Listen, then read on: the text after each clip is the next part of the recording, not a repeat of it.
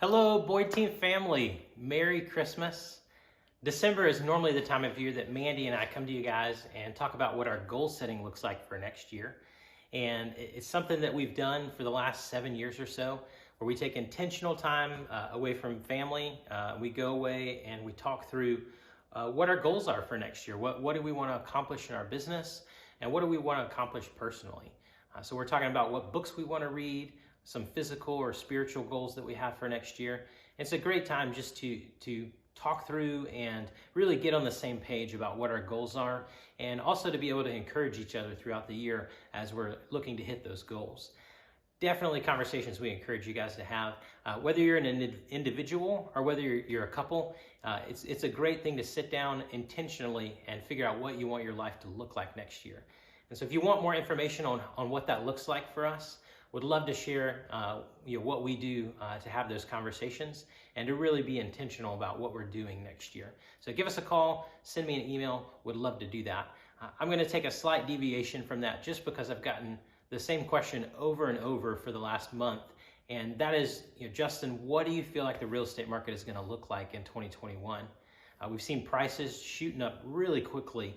We've seen really high unemployment. You've got COVID. There's so many questions. And I think a lot of this, especially the unemployment, is making us think about 2008. And a lot of people are scared of foreclosures and what is the market going to look like? Is the market going to depreciate? There's a lot of fear out there. I will start out by saying that GDP growth has been negative for the last 2 quarters, the second and third quarter. And so officially, the last 6 months has been a recession. And so we can look at that and say that was a recession. What we can look at on the positive note is that April, May timeframe, we were looking at 14, 15, 16% unemployment. And most of the leading analysts were saying that we were going to be above 10% unemployment for at least all of 2020. And most of them thought that a majority of 2021, you'd see over 10% unemployment. Now, in October, thankfully, we're down at 6.9% unemployment. So all of those analysts were wrong, and that is a great thing because the economy recovered way more quickly than they thought.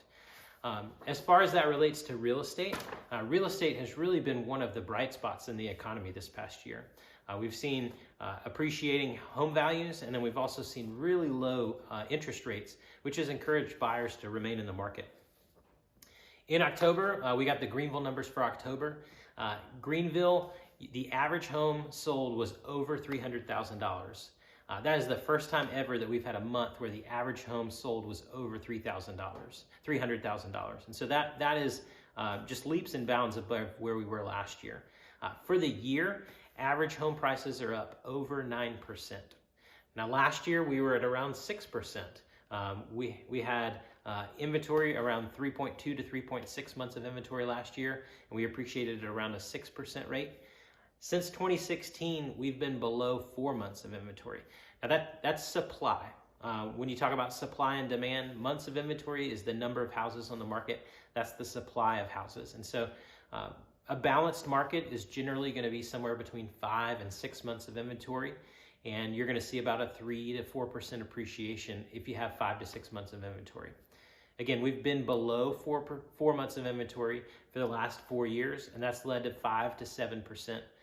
This year, we were on the same path, being around that 3 to 4 months of inventory. We were actually trending upward to around 4 months of inventory. And then March hit, and you just had sellers that decided not to put their home on the market. From March to October, there were around 1,000 houses in the Greenville market that never made it on the market.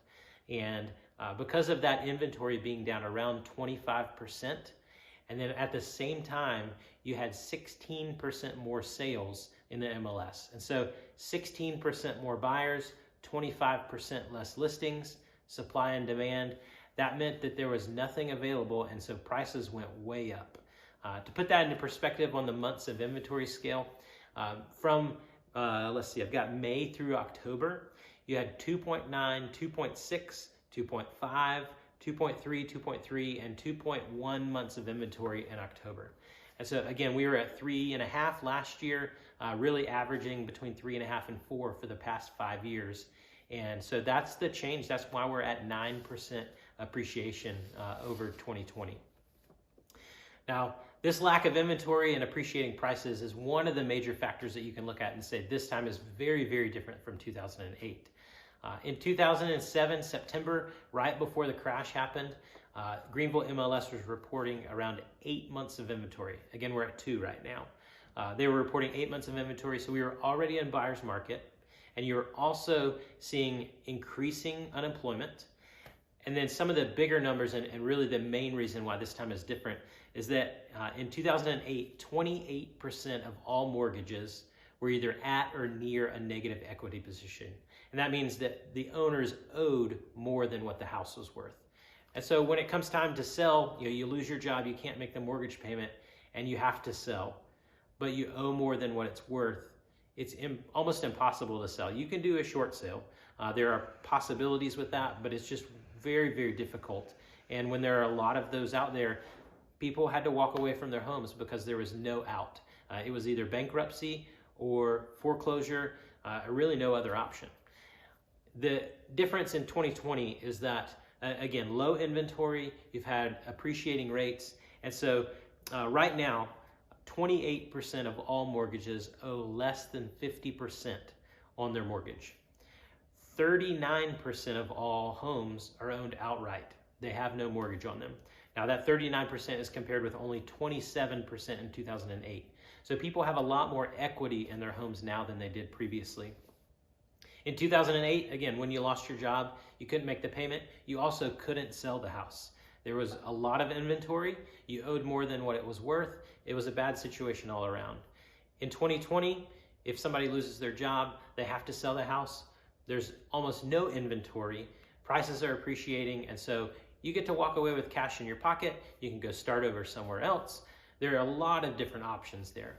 You don't have to go into foreclosure and bankruptcy. And so most of the leading analysts don't see any way that we go into any kind of foreclosure crisis like we did in 2008. As we head into 2021, I do see a really strong market in Greenville. Lack of inventory is going to keep that appreciation rate around that 5 to 6% probably. And most leading analysts have updated their projections for 2021 and really do feel like that we're going to see 5 to 6% appreciation throughout 2021. Now, one thing I am watching out for is a plan that Joe Biden's talked about, and that is a plan to offer a $15,000 first-time home buyer credit to try to encourage first-time home buyers to be out purchasing homes. A similar plan was done in 2009 and 2010 for an $8,000 first-time home buyer credit. Now, while that does accelerate the market initially, it's kind of a false appreciation that happens because if a buyer could afford a $200,000 house, but they couldn't afford the $210,000 house, but all of a sudden got $8,000, they can afford that $210,000 house. But at the same time, pricing adjusts quickly as well. And so the person that was selling their house for $200,000 can now get the same buyer if they listed at $208,000. And so there was a rapid appreciation that happened over the course of a year in 2009 just because of that there. At the same time, the bill required the homeowner to stay in the home for over 3 years.